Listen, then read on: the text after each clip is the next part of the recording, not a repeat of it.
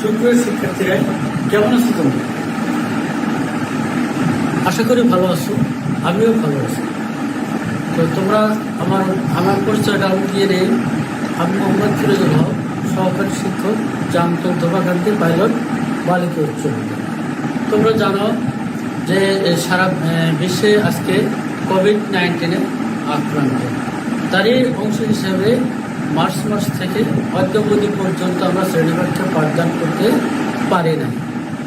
তো সেই তারই প্রেক্ষিতে বর্তমান সরকারের মাননীয় প্রধানমন্ত্রীর নির্দেশ করে এবং অত্র বিদ্যালয়ের সম্মানিত প্রধান শিক্ষক মহোদয়ের উপদেশ করে আমরা বিদ্যালয়ে অনলাইন ক্লাস চালু করছি। সেই সূত্রে আজকে আমি তোমাদের নবম ও দশম শ্রেণীর ভূগোল ও পরিবেশ এর অষ্টম পর্যায়ের মানব বসতি ক্লাস নিয়ে আলোচনা করব। আশা করি তোমরা মনোযোগ দিয়ে শুনবে। তো মানব বসতি কি সেটাকে আমাদের জানার বিষয়।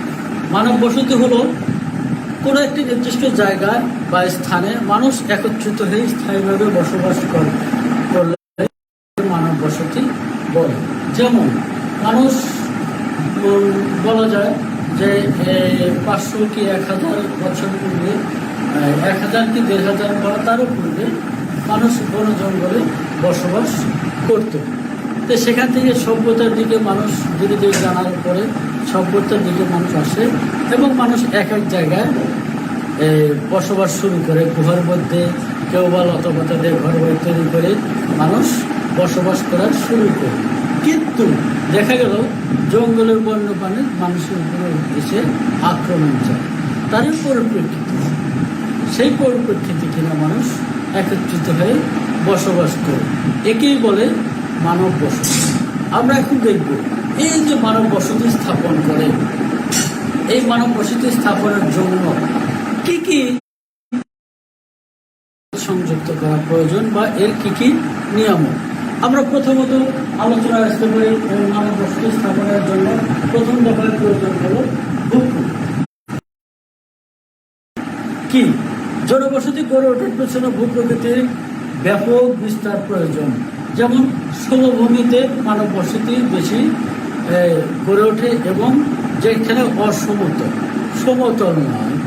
যেমন এরকম জায়গা বাংলাদেশে রয়েছে 3টি পার্বত্য জেলা, রাঙ্গামাটি, খাগড়াছড়ি, বান্দরবান। এই সব জেলার মানব বসতি কম গড়ে উঠেছে, তার কারণ সেখানকার ভূপ্রকৃতি সমান নয়। তো যেখানে কৃষিকাজ হয়, যেখানে মানুষের জীবিকা নির্বাহ ব্যবস্থা থাকে, মানুষ সেখানে বসবাস করে। যেমন ওই সমস্ত এলাকায় কৃষিকাজ হয় না, জীবিকা নির্বাহ কোনো রাস্তাও খোলা নেই। কিন্তু ঢাকা শহরের সমতল, আমাদের পাবনা, সিরাজগঞ্জ, রাজশাহী জায়গায় এখানে ভূপ্রকৃতি সমান এবং মানব বসতি বেশি গড়ে উঠেছে। 2 নম্বর প্রয়োজন হলো পানীয় জলের সহজলভ্যতা। এখন পানীয় জলের আবার সহজলভ্যতার প্রয়োজন। সহজলভ্যতা সমুদ্র উপকূলে যারা বসবাস করে, তোমরা জানো সেখানে মানুষ কম বসবাস করে। কেন বসবাস কম করে? সেখানকার পানিগুলো লবণাক্ততা। অথবা সমুদ্র উপকূল যেমন নোয়াখালী, বরগুনা, এই সমস্ত অঞ্চলে মানুষ কম বসবাস করে। তার কারণ সেখানকার পানিতে পর্যাপ্ত পরিমাণে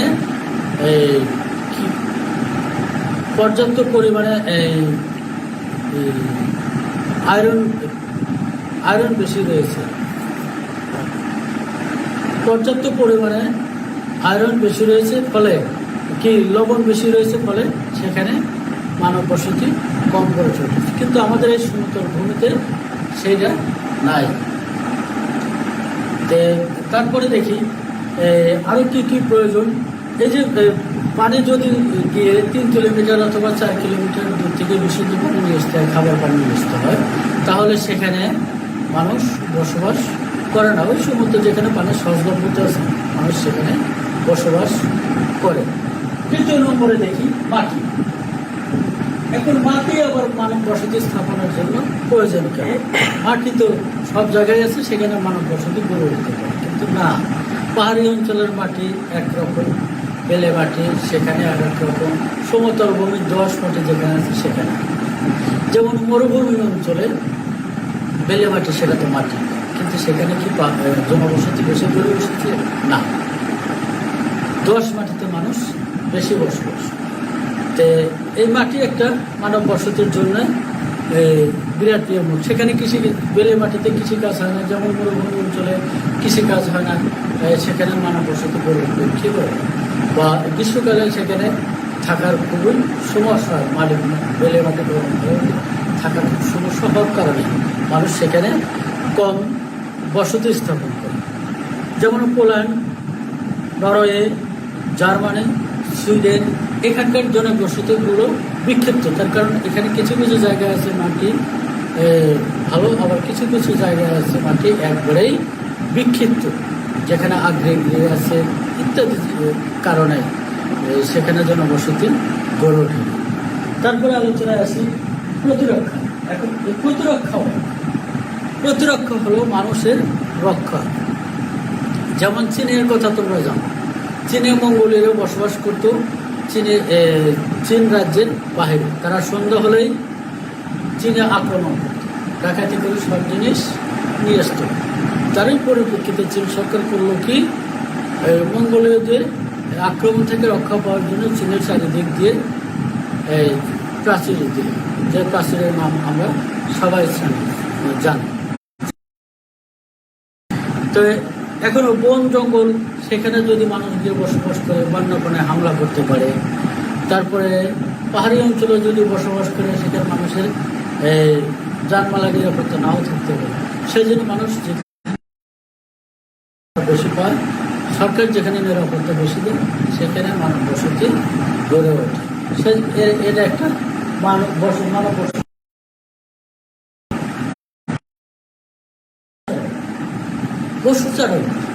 পশুচারণ মানুষের শরীরে সব ধরনের ভিটামিনের প্রয়োজন আছে, তার মধ্যে দুধের সব ধরনের ভিটামিন বিদ্যমান।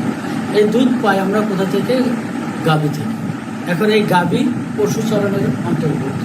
গাভী যদি আমরা চাষবাস করতে না পারি বা গাভী যদি জন্মাতে না পারি, তাহলে তো সেখানে মানুষের ভিটামিন জাতীয় চাহিদাগুলো পূরণ হবে। এই মানব বসতি স্থাপনের জন্য পশুচারণ একটা বিরাট নিয়ামক। পশুদের বড় বড় এলাকায় দরকার হয়, ফলে নিজেদের সুবিধার জন্য বিক্ষিপ্তভাবে বসতি স্থাপন করে থাকে। যেমন পশু খাদ্য দরকার, সে খাদ্য থাকে কোথায়? মাঠে।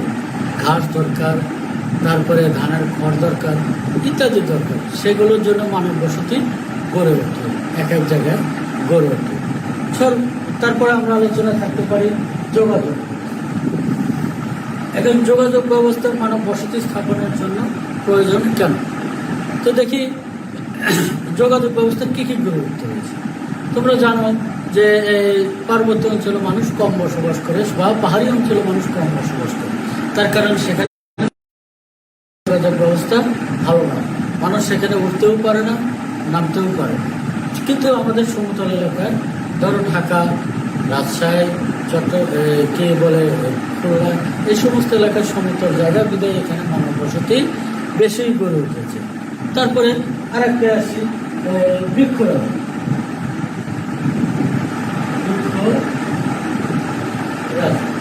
এটা কি প্রয়োজন? বৃক্ষরাজির কি প্রয়োজন?